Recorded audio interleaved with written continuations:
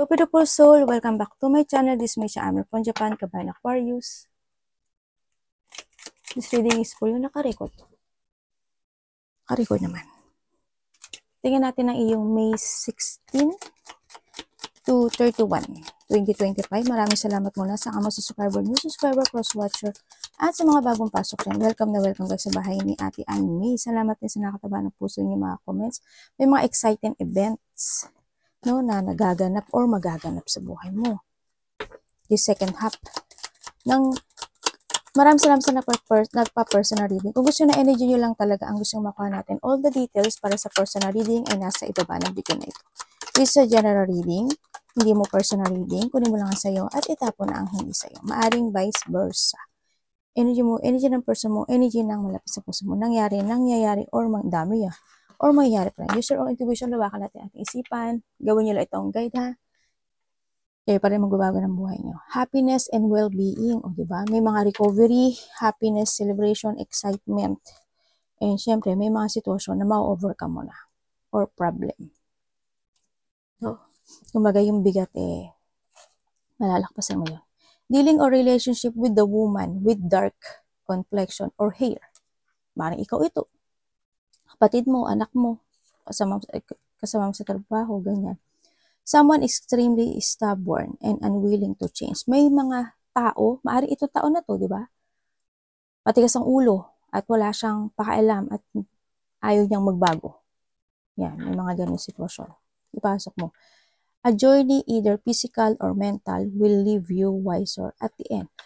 Maaring iba sa inyo may mga pinagdadaanan. Talaga kayo na sobrang nagkaroon ng processing o naging matagal yung resulta o yung ang dami nyo ng pinagdaanan na problema sa buhay, na iyon, yung isa yun, na makapagbibigay sa inyo para mas more kayong maging matatag sa buhay.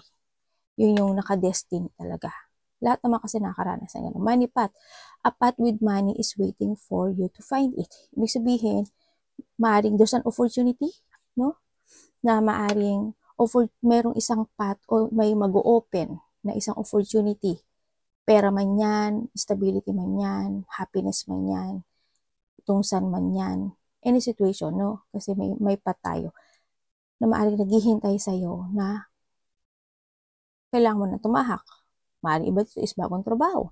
Maaaring iba dito is bagong lugar. Maaaring iba dito is kasi meron dito halaman. Maaaring ito is kung pipiliin mo tong path na to is lahat is pag-uumpisang muli ito Lahat is magiging okay. Kumbaga kasi may live siya, diba? It will grow na maganda.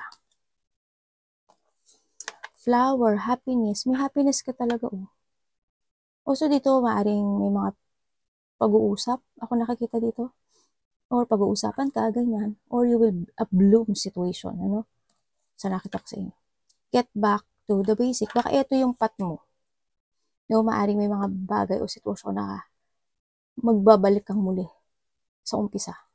O kailangan mong balikan muli. Mga ganyan. Tingnan natin ang iyong energy.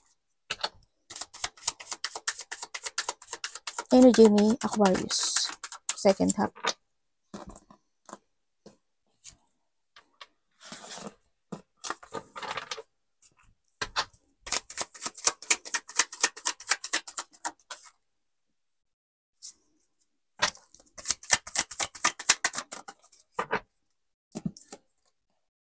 Ano po yun?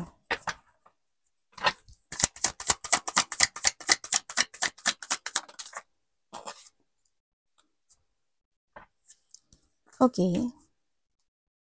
Okay. Ang nakikita ko sa yung energy mo, this second half is, merong merong isang sitwasyon sa buhay mo na i-release mo yung sarili mo. Kumbaga, merong mga bagong idea, may mga bagong plano, may mga bagong situation sa buhay mo na maaring the beginning, ganyan, maaring isa-separate mo na yung sarili mo sa isang situation na naging toxic, sa isang sitwasyon na sobrang naging hindi maganda. Kumbaga, you're starting a new journey into your life, and dito na rin yung a new energy sa buhay mo. Also, ang nakikita ko sa'yo na energy mo rin is reclaiming your power. Ganyan, pagbabalik muli ng ikaw. It's more in independence. Nandito yung sitwasyon na restoring your control also sa nakikita ko dito. Actually, you're creating something into your life dito. Yun, siguro magiging mga plano ka na to start a new adventure. Ganyan, plano, or you will jump to your passion, o kaya handito naman yung iba sa inyo is pagbabalik ng inyong confident, no, sa iba sa inyo. Yan. Kaya magiging maganda siya ngayon sa nakita ko dito. Malalakpasan mo na yung gulo ng buhay na naganap o nangyari sa iyo. Kasi ang nakita ko dito, nagkaroon ng mga disagreement, nagkaroon ng mga battle, nagkaroon ng mga conflict, may mga tao o may tao naggalit sa iyo or maaring competition, may mga very defensive, may mataas ang ego, nagkaroon ng lack of control o nagkaroon ng lack of operation sa iba sa inyo, no? So nakita ko ito. Yeah, this time siguro ando ka na sa sitwasyon mo na may mga bagay na you have an idea to pursue and it will success. Talaga. There's a victory and success. But ito siguro you're doing a new project. O kaya is may mga bagay na magko-concentrate ka na. Kumbaga, there's a breakthrough or opportunities na maaring may isip mo o gagawin mo. O kaya dito yung ideas also. Handito yung sitwasyon na may mga pag-iisipan ka actually, no? Sa nakita ko dito. May mga pag-iisipan. Ang nakita ko ito, may makipag-usap din sa'yo. Maaring mga kapatid mo o mas nakababata sa'yo. Yun ang nakita ko dito. O you're releasing yourself dun sa mga bagay na yun, sa tao na yun. Vice versa natin. Magkakaroon sa'yo dito also ng clarity. Magkakaroon ka rin ng mental clarity sa buhay mo. At may mga malalaman ka rin katotohanan sa iba. Maaring sa sarili mo, ay, alam ko na sa sarili ko kung ano gustong gawin. O kaya, you're focusing something into your life na bago. No? Yung mga ganung situation. Tingnan natin ang parating. Maaring iba dito is mai-inspire kayo o may mga new exciting situation. Maaring ito, kung this is a passion, creativity, love life man yan, ganyan, kung ano man yan, no? Panimula. Ay, devil. Devil na dito, devil pa dito. Ano yun? Parating sa'yo, ano to universe?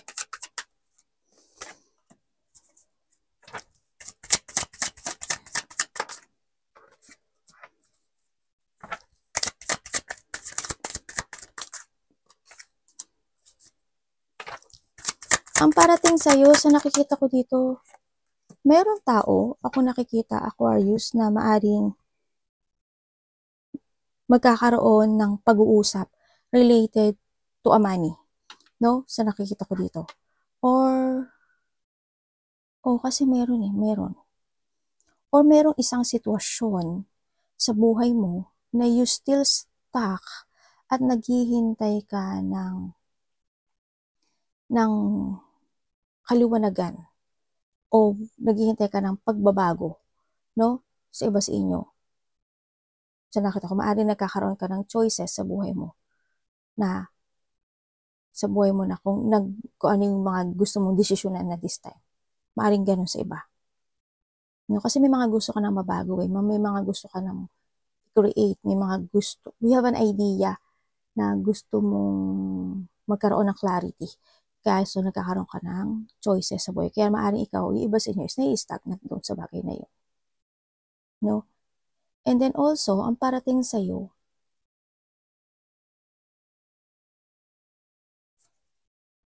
tingnan ko ha. Ano nito? Maaaring may taong makikipag-usap sa'yo o makikipag-deal sa'yo related to a business, money, pero pag-isipan mo maigi ito.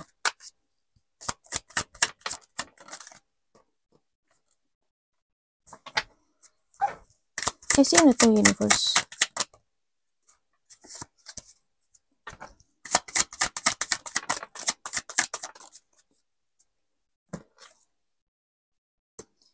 Iba dito, ano to related to a work.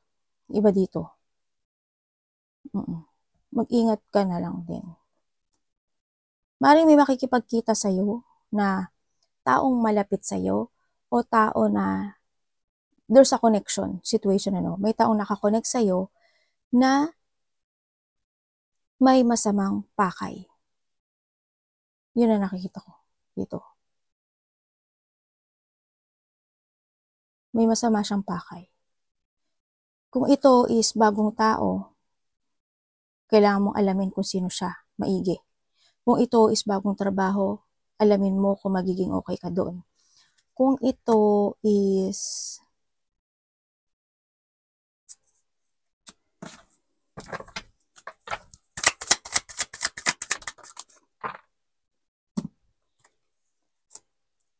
new connection Kung ito is about sa iyong anak o mas nakakabata sa'yo, sa nakikita ko dito is, kasi ang nakikita ko dito may tao, hindi ko alam kung ikaw or mas nakakabata sa'yo. Pwedeng pamangkin mo, pwedeng anak mo, pwedeng kasama mo sa trabaho, na may gumagamit ang pinagbabawal na gamot. Dito, meron. Sana hindi lahat. Maaring yun, iniisip mo na sana magbago na siya, o kaya may masama siyang ugali, no? Na sana magbago na siya, sana mag-focus na siya sa ganito, ganyan. No, hindi man siya sa gamot, o may mga bad attitude lang siya, meron lang siyang mga bad na na gawain o habit, maaring gano'n, na gusto mo na mabago siya. No, gusto mo nang maging stable siya, o gusto mo nang maaring itong tao sinusuportahan mo sa iba o gusto mo nang hindi siya maging masamang tao, o may mga bagay o sitwasyon na gusto mo nang alisin niya, ganyan, o gusto mo nang i-withdraw niya sa buhay niya, mga ganyan. O tama na, wag na ganyan, hindi dapat ganyan. Ganon. Sa nakita ko dito. May tao na na maaring sinungaling, palainom ng alak, temptation, controller, bad habit, there's an addiction, or merong isang situation na tao na mahilig siya sa material things o material world, or someone is obsessed. Yun nakikita ko. Anong parating kay Aquarius?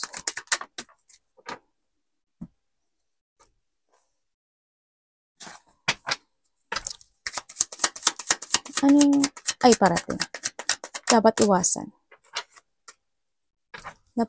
To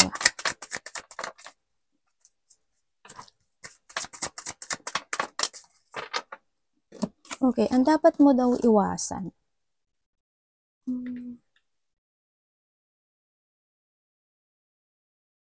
Iwasan mo yung isang bagay o sitwasyon sa buhay mo na mapanghinaan ka ng loob. Iwasan mo yung isang bagay o sitwasyon na magkaroon ka ng blockage to pursue. No, iwasan mo yung isang sitwasyon na matakot sa mga mangyayaring pagbabago o mga didesisyonan mo this time. Iwasan mo din yung hindi ka magsalita, no? Iwasan mo, kasi kung kailangan mo magsalita, kung kailangan mo, wag ka lang sumunod sa agos ng buhay. Siguro need mo rin ang opinion, or you need to use your mind and intellect, no? O may mga bagay na kailangan mo, you need to keep fight to decide if you want to cross road, gawin mo. If you want to pursue something, gawin mo. No? Ang nakikita ko dito, you need to create yourself. Kasi dito. Kasi iwasan mo magkaroon ng blockage sa lahat ng didesisyonan mo this time. Tsaka iwasan mo rin mag-emotion. Iwasan mo hindi ka mag-trust sa intuition mo, instinct mo. Listen to your inner voice. Yan. Kailangan mo magtiwala. Love. Love is sa lahat. Sarili, magulang, kapatid, anak, karelasyon, kaibigan.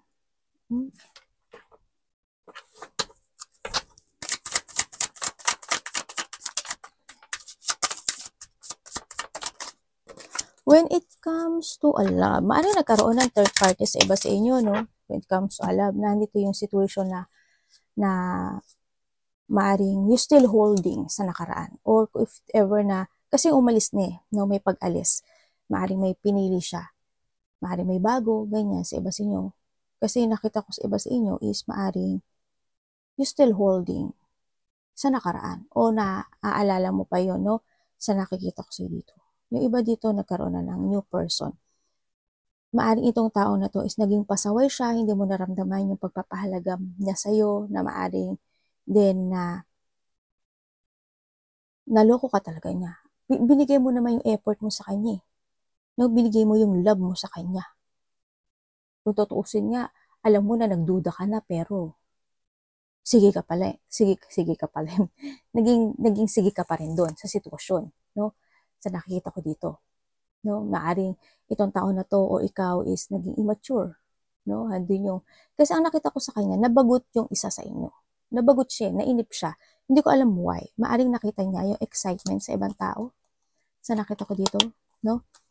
Kaya maaring mas sumaya siya doon sa ibang tao. Kaya nung naramdaman niya na parang there's something kulang o may kulang in this relationship, nirelease niya yung sarili niya. Hinanap niya yung sarili niya. And maaring nahanap niya yung sarili niya doon sa isang tao na yun. Sa tao na yun. Yun na nakita ko. If you are in a relationship, sa nakita ko sa'yo dito, if you are in a relationship, maaring itong tao na to, kasi kung tutuusin, na-control ka kasi ng tao na to, no? If you are in a relationship, ganun din sa nakikita ko. Maaring there is someone, no, na maaring alam mo na pagdududahan mo na siya.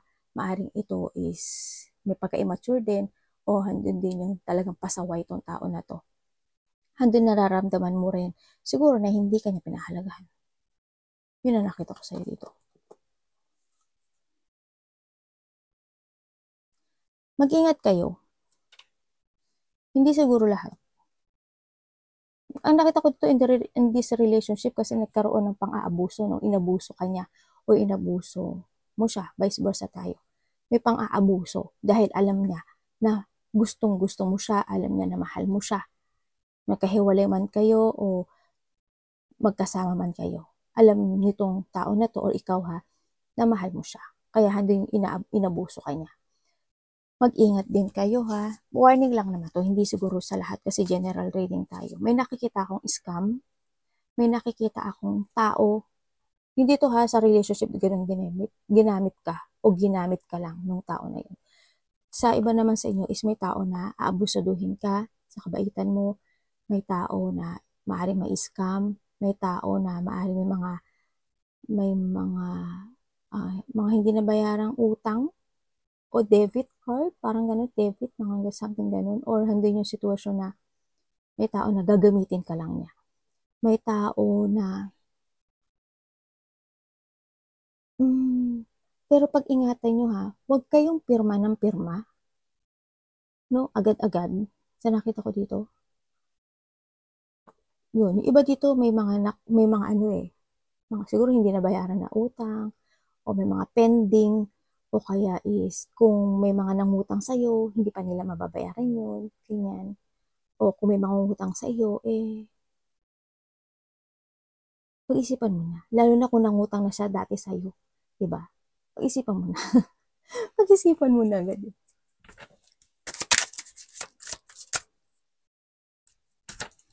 Tingnan natin ang iyong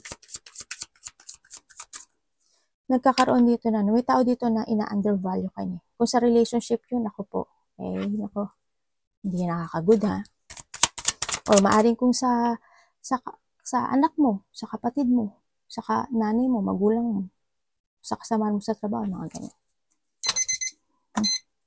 Tingnan natin ang iyong money this week.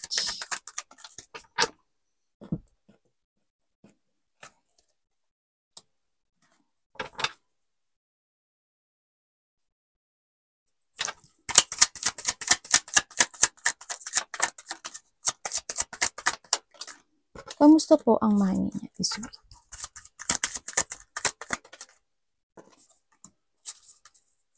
Ano po yan? This week when it comes to your money,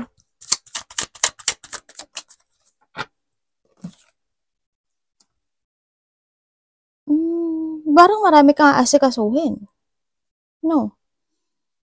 Parang marami kang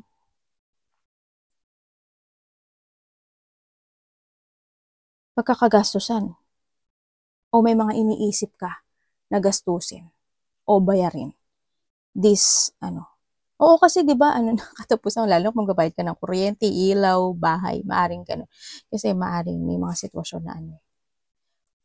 na kailangang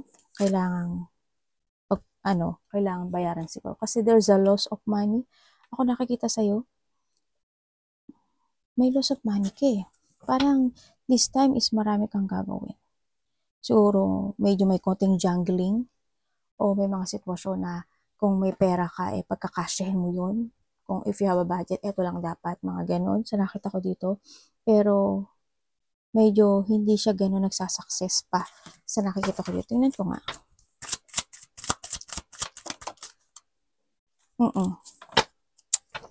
Sa nakikita ko dito, malungkot yung money mo. Malungkot yung money mo. Kasi ang nakikita ko sa'yo, may mga bagay o sitwasyon na uncontrol. No? May mga sitwasyon na magkakaroon sa'yo ng distraction, lalo na kung nag-iipon ka ng pera. Ganyan. It's more on stagnant.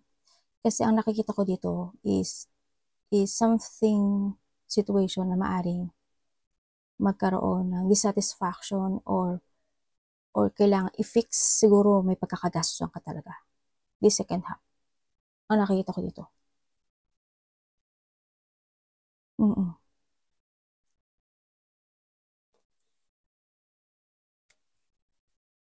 Alam mo ba, kasi may mga bagay na mamamanipulate ka dito. Sana hindi lahat kayo. Sa nakita ko dito.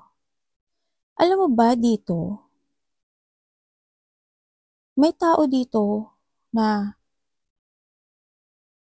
pinagchichismisan ka. May mga tao o may tao na ginajudge ka. May tao na nagsisinungaling. Nagkaroon na rejection, May tao na masungit. May tao na nangliling lang, pangliling lang. May taong mandaraya. May tao dito na nag-iisip ng iyong kabiguan sa buhay. Or ikaw ang nag-iisip ng kabiguan sa buhay. Kung titignan mo dito si Ahas.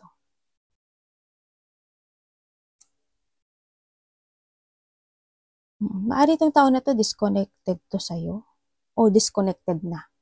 No? Ako nakikita sa'yo dito. Or maari din naman na itong tao na to is a new person into your life. Pero, maaring may mga nasasabi na sa sa'yo. Basta mag-trust ka sa intuition. May taong very cold, no? Sa nakikita ko dito. May taong cold eh. May taong masama. Actually, may taong bitter. Kaya yung pera mo, ingatan mo rin. Kinuha ko lang yung ibang message para may iba pang idea. Maaring iba sa inyo malilito kayo. May mga hinihintay kayo dito. Nagkaroon ng rejection no?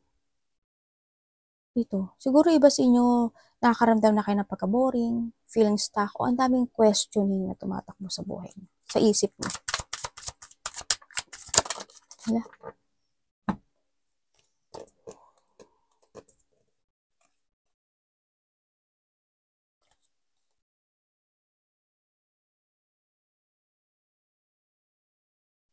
Opportunity.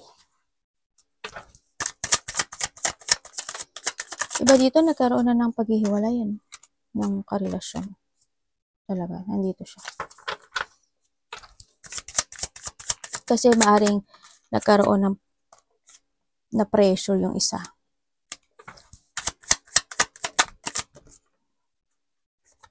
O may bagong simula ka.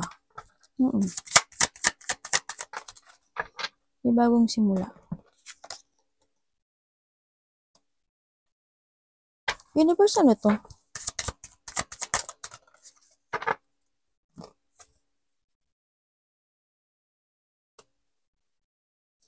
Opportunity, sa nakita ko dito is magkakaroon daw sa'yo ng clarity. Magkakaroon sa'yo ng isang clarity o clear mind. O handito yung pagbabalik ng iyong mental strength sa buhay mo na maaring maintindihan mo na yung mga bagay-bagay na kailangan mo nang magsimula at mag-umpisa at mag-focus sa sarili mo. Yun ang nakikita ko sa'yo dito. Kasi magkakaroon sa'yo ng renewal. May mga pag-iisipan ka raw. Parang urong-sulong siya eh. Iba dito ganun ha. Parang magsisiyasat ka sa sarili mo, maghanap ka ng katotohanan, dapat paano dapat gawin, ganito ba dapat, ganun ba dapat, tama ba dapat. There's a retirement also, or any situation, sa love life man yan, o sa work man yan, o emotions man yan. Sa nakita ko dito. Magkakaroon ng iba sa inyo ng parang ihihiwalay mo yung sarili mo sa iba o inihiwalay mo yung sarili mo sa iba. Yun ang nakikita ko dito. May nakikita ko dito na may isang sitwasyon sa buhay mo na hindi nahustisyahan. May isang bagay o sitwasyon sa buhay mo na maaring there's a corruption. Ako nakikita dito. Parang may tao ditong gustong maghigante. Hope hindi ikaw to ha. I hope hindi ikaw yan. May taong gustong maghigante. May taong dishonest eh. Tapos may isang bagay o sitwasyon na hindi naging maganda yung bunga. Nagkaroon ng consequences. Ganyan. May mga sitwasyon na naging unfair. Yun nakita ko. Hindi naman siguro kayo lahat. Advice Universe.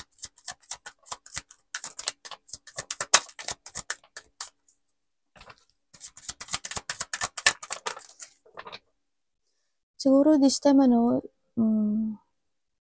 mag-focus ka sa sa sarili mo.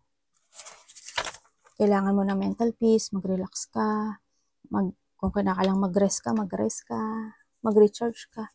Magbigay ka muna ng oras sa sarili mo. Okay, when it comes to advice, ang nakita ko sa'yo dito, may mga bagong sitwasyon na kailangan mo nang umpisahan, kailangan mo nang mag-action, kailangan mo nang magdesisyon. No? Sa ngayon is gamitin mo yung utak mo. Then yung puso mo. No? Alamin mo kung tama ba yun o hindi. This is the time na you need to keep moving to reach your goal. Sa nakita ko dito, keep fighting. Alam ko na there's a deep wound, may mga battle ka na sinuong in the past, and this is the time to move on. Oh, this is the time to keep fighting. Tandaan mo, you are a survivor, Aquarius. Ngayon, maaring isa yung sa nagbibigay sa'yo ng katatagan this time, no? To decide sa nakikita ko dito. And ito na rin yung sitwasyon na mag-trust ka sa intuition mo more. And kailangan mo ngayon is a positive motion. It's up to you to make it happen. Ikaw yung mag-a-action dito to achieve your goal, no? And then also this is the time to innovate yung sarili mo, no? Innovation is needed. Sinasabi rin dito na start a new fresh start of the beginning and action to change. This is a breakthrough para sa'yo sa nakita ko dito. Pero ikaw lang ang magbabago nito, ha? Sa nakita ko dito. Malapit ka na sa successful mo, kaya wag kang hihinto. Pero mag-action ka, no? Sa buhay mo.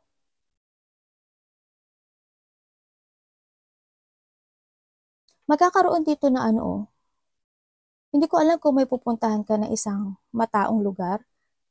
Hindi ko alam kung haharap ka sa mataong lugar or may mga tao ako nakikita. Yun. Iba dito siguro you will become a center of attention, ganyan. O kaya may mga kakausap sa'yo. Yun ang nakikita ko dito. or maaring may mga tao na makaka-recognize sa'yo. Yun. Arigatou namasaimasu.